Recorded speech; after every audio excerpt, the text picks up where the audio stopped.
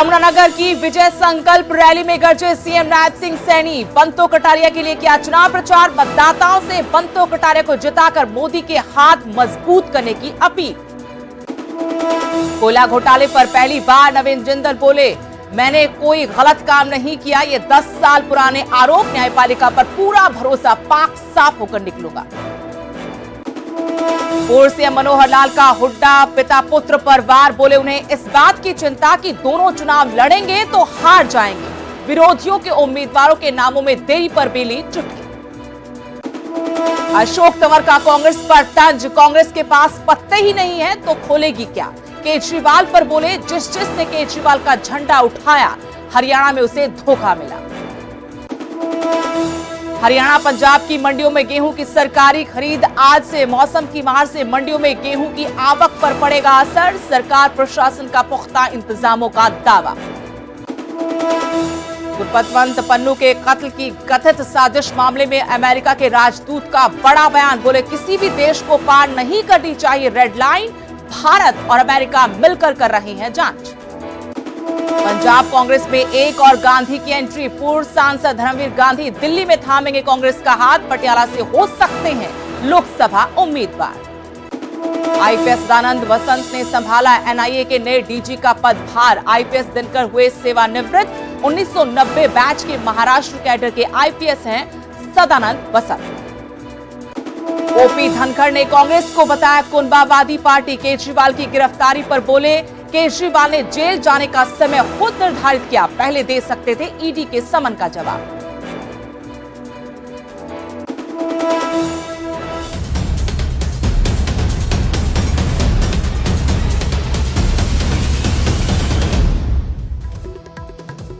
नमस्कार, हरियाणा प्राइम में आपका स्वागत है। आपके साथ मैं हूं स्तेश नैन बोर। बुलेटिन की शुरुआत करेंगे बड़ी खबर के साथ। यमुनानगर में विजय संकल्प रैली हुई, जहां पर मुख्यमंत्री नायब सिंह सैनी जमकर गरजे। बंतो कटारिया के पक्ष में चुनाव प्रचार करते हुए मुख्यमंत्री नजर आए। उन्होंने बंतो कटारिया को जिताकर मोदी के हाथ मजबूत करने की अपील की। कहा कि आप बंतो कटारिया को जिताएं, इससे मोदी के हाथ मजबूत होंगे। 400 पार का नारा सफल होगा, कामयाब होगा, सच होगा। इसके अलावा कहा कि बीजेपी सरकार ने सभी वर्गों का ध्यान रखा विकास में। कृषि मंत्री कंवरपाल गुर्जर भी इस रैली में मौजूद थे। उन्होंने कहा कि कांग्रेस का हाथ खत्म करना पड़ेगा ताकि पाकिस्तान के हाथ को कमजोर किया जा सके, खत्म किया जा सके, क्योंकि जब कांग्रेस की सरकार थी उस वक्त हर घटना के पीछे पाकिस्तान का हाथ निकलता था, लेकिन अब कांग्रेस का हाथ खत्म करना पड़ेगा। ये डबल इंजन की सरकार के नेतृत्व के अंदर काम हुए हैं और हर वर्ग तक लाभ पहुंचा है। चाहे युवा है, आज युवा के अंदर विश्वास जगा है, आज किसान के अंदर विश्वास जगा है, आज महिलाओं के अंदर विश्वास जगा है, आज गरीब के अंदर विश्वास जगा है। ये सरकार ये हर वर्ग को आगे बढ़ाने वाली सरकार है और उनको लेकर के लगातार नई नई योजनाएं और उन तक लाभ पहुंचाना इस सरकार का मुख्य उद्देश्य रहा है। और भाइयों, अगर देश की बात देखो मोदी जी की, तो आपको याद होगा हमने वो राज भी देखा कि पाकिस्तान ने गड़बड़ कर दी और प्रधानमंत्री ने कहा हम देख रहे हैं, हम देखेंगे, और कोई काम नहीं होता था। लेकिन भाइयों, आज आपने देखा हर बात के पीछे जब कहते थे कि इसके पीछे तो पाकिस्तान का हाथ है, पाकिस्तान का हाथ है, तो भाई ना तो कांग्रेस का हाथ छोटा और ना पाकिस्तान का हाथ छोटा, दोनों हाथ साफ कर दिए। आज कोई साथ नहीं। और भाइयों, अगर पाकिस्तान का हाथ खत्म करना तो भाइयों पहले कांग्रेस का हाथ खत्म करना पड़ेगा। अगर कांग्रेस का हाथ खत्म हो जाएगा तो समझ लो पाकिस्तान का हाथ अपने आप खत्म हो जाएगा। उधर कोयला घोटाले पर लोकसभा उम्मीदवार बीजेपी के नवीन जिंदल पहली बार बोलते हुए नजर आए। कहा कि मैंने कोई गलत काम नहीं किया। 10 साल पुराने ये आरोप है, ये आरोप 10 साल से लग रहे हैं। हमने सरकार को लाखों करोड़ रुपए का टैक्स भी दिया है। मुझे न्यायपालिका पर पूरा भरोसा है। मेरा जीवन खुली खिताब है। विकास कार्य कभी खत्म नहीं होते। मैं पाक साफ होकर निकलूंगा। मुझ पर सिर्फ ये आरोप भर लगे हैं। विकसित भारत की तरफ बढ़े, यही हमारा सपना है। कांग्रेस छोड़कर 10 साल बाद राजनीति में लौटे हैं। लौटे और इस बीच आपको बता दें कि पहली बार कोयला घोटाले पर बोलते हुए नजर आए 2014 में बीजेपी ने ही इसे बड़ा मुद्दा बनाया था, लेकिन इस बार कुरुक्षेत्र लोकसभा सीट से बीजेपी ने नवीन जिंदल को चुनाव मैदान में उतारा है। नवीन जिंदल ने अपने ऊपर लगे भ्रष्टाचार के आरोपों पर कहा कि ये सिर्फ आरोप भर हैं। 10 साल से ये आरोप लग रहे हैं, मैंने कोई गलत काम नहीं किया। हमने सरकार को लाखों करोड़ों रुपए टैक्स के रूप में दिए हैं और मुझे न्यायपालिका पर पूरा भरोसा है। मेरा जीवन खुले खिताब है, विकास कार्य कभी खत्म नहीं होते, मैं पाक साफ होकर निकलूंगा। हम बहुत ही सीधे साधे लोग हैं और भगवान की कृपा से, ईश्वर की कृपा से बाबूजी ने मेहनत की, हम सब ने भाइयों ने बहुत मेहनत की है और पूरे देश के अंदर आज जो है बहुत से कारखाने लगाए हैं जहां पर लाखों लोग रोज़गार पा रहे हैं। सरकार को जो है पिछले 20 वर्षों के अंदर लाखों करोड़ का हमने जो है टैक्स पे किया है।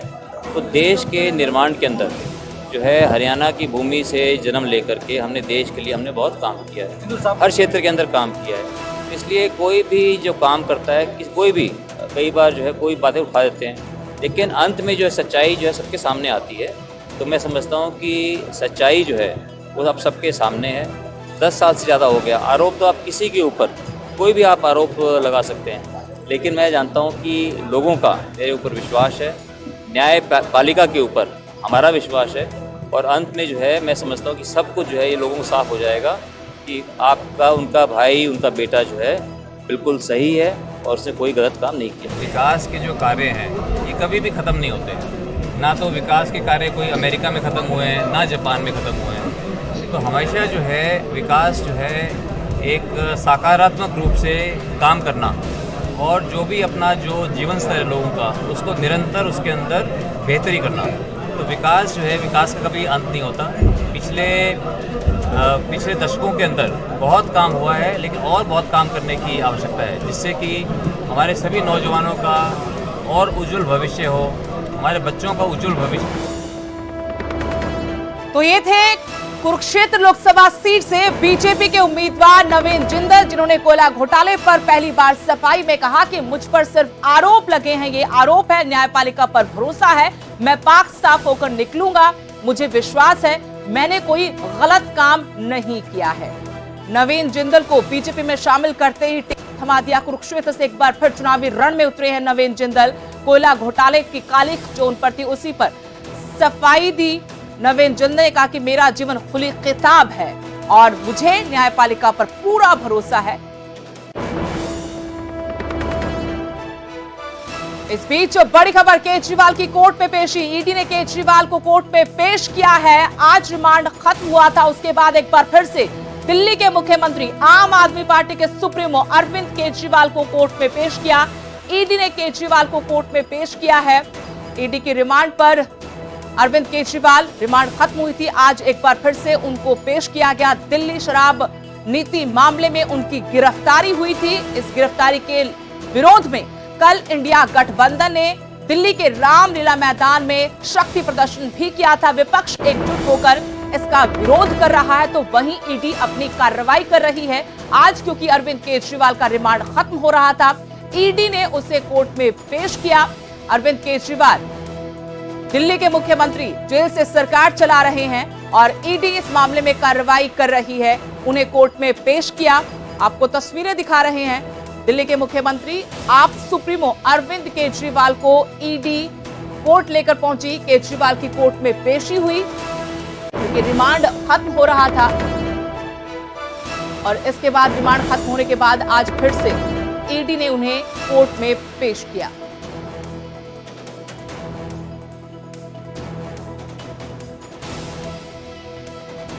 दिल्ली शराब नीति मामले में अरविंद केजरीवाल को ईडी ने गिरफ्तार किया। लगातार बार बार समन दिए गए, लेकिन किसी समन का जवाब नहीं। उसके बाद ईडी ने उनके घर जाकर पूछताछ की। कई घंटों पूछताछ के बाद अरविंद केजरीवाल को ईडी ने गिरफ्तार किया था। इस गिरफ्तारी का हालांकि आम आदमी पार्टी और जो तमाम दूसरे विरोधी दल हैं वो विरोध करते हुए कल शक्ति प्रदर्शन भी कर चुके हैं। जगह जगह आम आदमी पार्टी ने प्रदर्शन भी किया और दूसरी तरफ ईडी अपनी कार्रवाई करते हुए, अरविंद केजरीवाल की रिमांड खत्म हो गई थी। पहले रिमांड 28 तक, उसके बाद दोबारा रिमांड पर लिया था जो आज खत्म हो गई। फिर से कोर्ट में उनको पेश किया गया। दिल्ली के मुख्यमंत्री अरविंद केजरीवाल को दिल्ली की शराब नीति मामले में गिरफ्तार किया, रिमांड पर लिया था, 2 बार की रिमांड अब कोर्ट में पेश किया है। आगे कोर्ट का क्या रुख रहेगा, क्या फैसला रहेगा, उस पर न्यूज 18 पंजाब हरियाणा की नजर। लेकिन आपको तस्वीरें दिखा रहे हैं काफिला, ये दूसरी तरफ कोर्ट में पेशी पर जाते हुए अरविंद केजरीवाल। और जब उनको पेशी पर लाया गया उस वक्त उन्होंने कहा कि प्रधानमंत्री जो कर रहे हैं वो अच्छा नहीं कर रहे। कल अरविंद केजरीवाल की धर्मपत्नी सुनीता केजरीवाल ने रामलीला मैदान में जो रैली थी उसके मंच से अरविंद केजरीवाल की चिट्ठी पढ़ी, जिसमें 6 गारंटियां दी गई थी अरविंद केजरीवाल ने 2024 लोकसभा चुनाव के मद्देनजर। और आज ये तस्वीरें आपको दिखा रहे हैं अरविंद केजरीवाल की कोर्ट में पेशी। ईडी उनको कोर्ट लेकर पहुंची। इस दौरान उन्होंने कहा कि पीएम जो कर रहे हैं वो ठीक नहीं कर रहे हैं। पूरा विपक्ष लामबंद है। ईडी की इस कार्रवाई के विरोध में, अरविंद केजरीवाल की गिरफ्तारी के विरोध में, दूसरी तरफ अपनी कानूनी प्रक्रिया को आगे बढ़ाते हुए, क्योंकि रिमांड खत्म हो चुका था, तो एक बार फिर से अरविंद केजरीवाल को ईडी की तरफ से कोर्ट में पेश किया गया।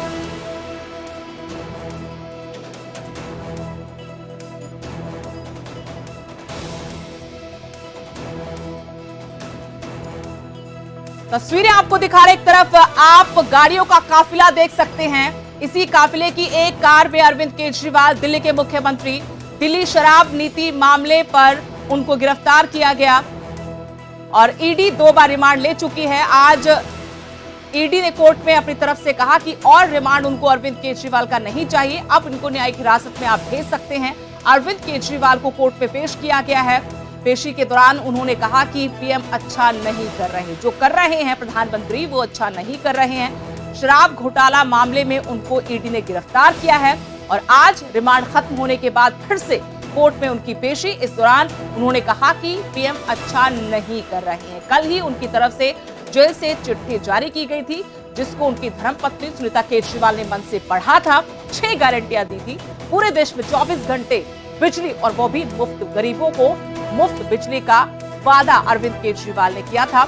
एक उनकी पेशी की तस्वीरें आपको दिखा रहे हैं, कुछ देर पहले की तस्वीरें, जब अरविंद केजरीवाल को ईडी की टीम कोर्ट लेकर पहुंची थी। आज कोर्ट में उनकी तरफ से कहा गया कि और रिमांड नहीं चाहिए, आप चाहें तो अरविंद केजरीवाल को न्यायिक हिरासत में भेज सकते हैं। इससे पहले जब पिछली सुनवाई हुई थी, कोर्ट में पेशी हुई थी अरविंद केजरीवाल की, उस वक्त ईडी की तरफ से कहा गया था कि अरविंद केजरीवाल सहयोग नहीं कर रहे हैं पूछताछ में, उनको पासवर्ड चाहिए, आईटीआर की डिटेल चाहिए, वो सब नहीं दिया जा रहा।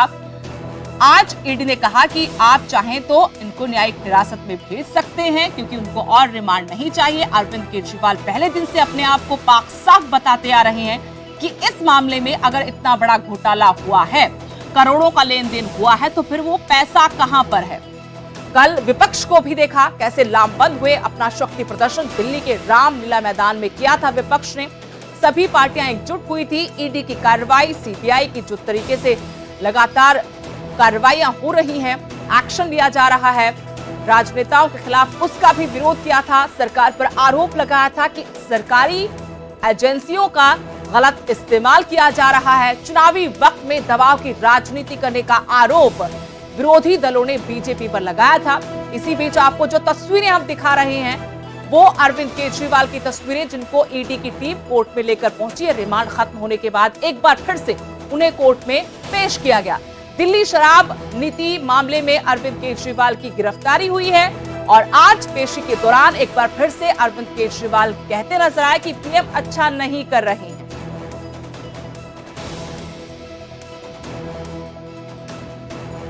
आपको सीधी तस्वीरें दिखा रहे हैं। अरविंद केजरीवाल को रिमांड खत्म होने के बाद एक बार फिर से ईडी की टीम कोर्ट लेकर पहुंची। अरविंद केजरीवाल की पेशी हुई है।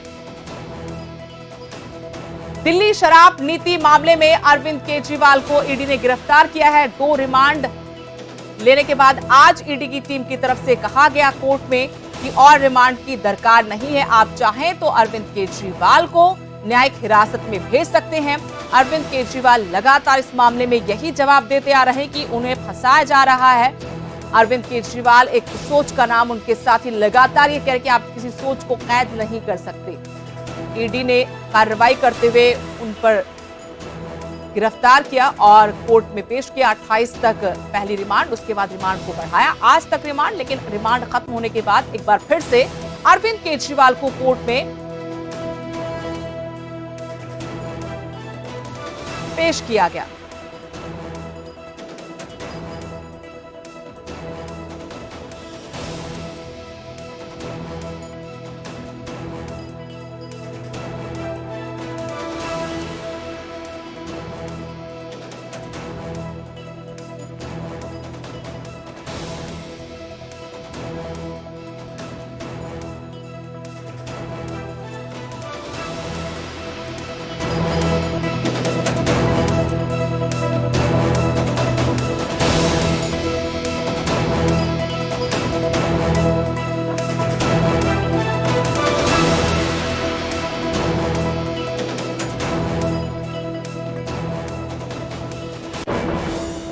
अब रुख करते हैं हरियाणा की कुछ और बड़ी सियासी खबरों का। पूर्व मुख्यमंत्री मनोहर लाल अपने चुनाव प्रचार में उतर चुके हैं। एक के बाद एक जनसभाएं कर चुनाव प्रचार कर रहे हैं, अपने हक में वोट की अपील कर रहे हैं। मनोहर लाल ने एक जनसभा के दौरान अपने सियासी विरोधियों पर जमकर वार की। कहा कि हमारा मकसद अच्छी सरकार लाने का है जो सबकी मदद करे। विरोधियों से मुकाबले पर पूछे सवाल पर उन्होंने कहा कि अभी तो कोई मुकाबले में नहीं है, क्योंकि कोई मैदान में आया ही नहीं है। जब आएगा तब पता चलेगा। अभी तो नेता इधर उधर झांक रहे हैं, कौन मैदान में जाए और कौन ना जाए। उन्होंने पूर्व सीएम भूपेंद्र सिंह हुड्डा और उनके बेटे दीपेंद्र हुड्डा पर भी निशाना साधा।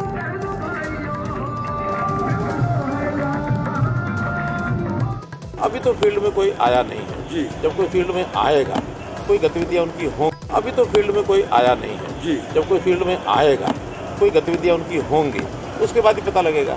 अभी तो जो हमको जानकारी है कि बहुत से लोग तो इधर उधर बगले झांक रहे हैं कि कौन लड़े कौन ना लड़े, कौन जाए कौन ना जाए। और बहुत ही स्पष्ट एक जो संदेश कांग्रेस के हमारे नेता पिता पुत्र के कारण से आया है कि पिछली बार हम दोनों लड़ गए थे, इसलिए दोनों हार गए थे, इस बार एक लड़ेगा। तो उससे तो स्पष्ट ही हो गया कि वो पिता पुत्र ही एक दूसरे की सहायता करते हैं। उनके यहाँ पार्टी नाम की तो कुछ चीज़ ही नहीं है। वरना अगर पार्टी हो, ये ठीक है, पिता पुत्र यानी परिवारवाद के नाते से हम उसका विरोध जरूर करेंगे। लेकिन अगर पिता पुत्र लड़ भी जाते हैं और पार्टी काम करे और जनता साथ दे, तो जीतने में क्या दिक्कत आती है। उनको यही चिंता होगी कि मैं काम नहीं करूंगा तो मेरा बेटा हार जाएगा, बेटा काम नहीं करेगा तो मैं हार जाऊंगा।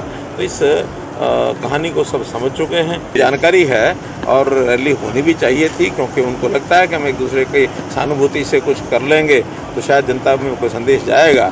लेकिन उनको ये मालूम नहीं है कि जनता सब समझ चुकी है किस बात को लेकर के किसका वो समर्थन कर रहे हैं। जो आकंठ भ्रष्टाचार में डूबा हुआ एक व्यक्ति, जिसके खिलाफ ईडी ने सबूत दे दिए, जो जेल के अंदर हैं, कोर्ट ने उनको जमानत देने से मना कर दिया, ऐसे व्यक्ति के समर्थन में अगर जो लोग दौड़ेंगे जाएंगे तो जो कुछ उनका बचा हुआ वो भी खत्म हो जाएगा। देश में नरेंद्र मोदी के नाम से एक बहुत ही भव्य, जिसको कहना चाहिए, उनके मन में एक विचार है कि बड़े बहुमत के साथ 400 के पार की सरकार ये बने। और इस सरकार के बनने के बाद देश में बहुत ऐसे विषय हैं देश को आगे ले जाने के लिए। जैसा मैंने कहा, देश में राम राज्य कैसे आए, भगवान रामचंद्र जी का जन्म यानी जन्म स्थान के ऊपर एक भव्य मंदिर बनना, उनके जो प्राण प्रतिष्ठा कार्यक्रम होना, ये एक उसका एक प्रतीक है प्रारंभ का। लेकिन देश में एक अच्छे विचार के साथ सरकारें चलें, सरकारें गरीबों की सहायता करें, सरकारें किसानों की सहायता करें, सरकार युवाओं को आगे बढ़ाए, सरकार महिलाओं की एक प्रकार से उनकी जो अधिकारिता है उसको आगे बढ़ाए। रोहतक से बड़ी खबर। आज से रोहतक पीजीआई की ओपीडी का टाइम बदल गया है। सुबह 8 बजे से दोपहर 2 बजे तक ओपीडी रहेंगी। ओपीडी की सेवाएं 8 बजे सुबह से लेकर दोपहर 2 बजे तक रहेंगी। सुबह 7 बजे से दोपहर 1:30 बजे तक कार्ड बनेंगे। लेबोरेटरी सैंपल भी सुबह 8 बजे से लेकर दोपहर 2 बजे तक लिए जाएंगे।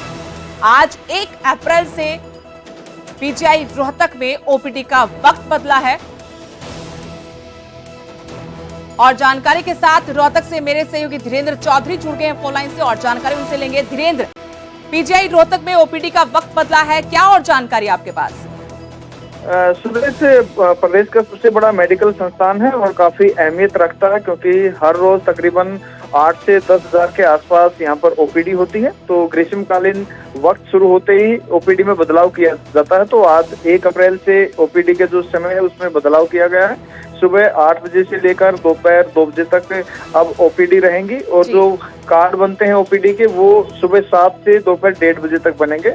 इसके अलावा कुछ जो लैब टेस्ट होते हैं उनके लिए भी वक्त निर्धारित किया गया है। वो भी सुबह 8 बजे से लेकर दोपहर 2 बजे तक लैब टेस्ट सैंपल दिए जा सकते हैं। तो पिछले हर साल जब आती हैं या गर्मी आती तो इस जो समय है उसमें बदलाव किया जाता। तो ये बदलाव आज से हो गया है। अब से सुबह 8 बजे से लेकर दोपहर 2 बजे तक। जी शुक्रिया धीरेन्द्र, जानकारी के लिए। तो बड़ा बदलाव वक्त में किया गया है। और बड़ी खबर से आपको रूबरू करवा दें, दिल्ली के मुख्यमंत्री अरविंद केजरीवाल को जेल भेजा। केजरीवाल को 15 अप्रैल तक कोर्ट ने जेल भेजने का फरमान सुना दिया है। कुछ देर पहले ही ईडी उनको कोर्ट लेकर पहुंची थी। रिमांड खत्म होने के बाद आज कोर्ट में अरविंद केजरीवाल की पेशी। लेकिन इसी बीच ये बड़ी खबर, अरविंद केजरीवाल 15 अप्रैल तक अब जेल में रहेंगे।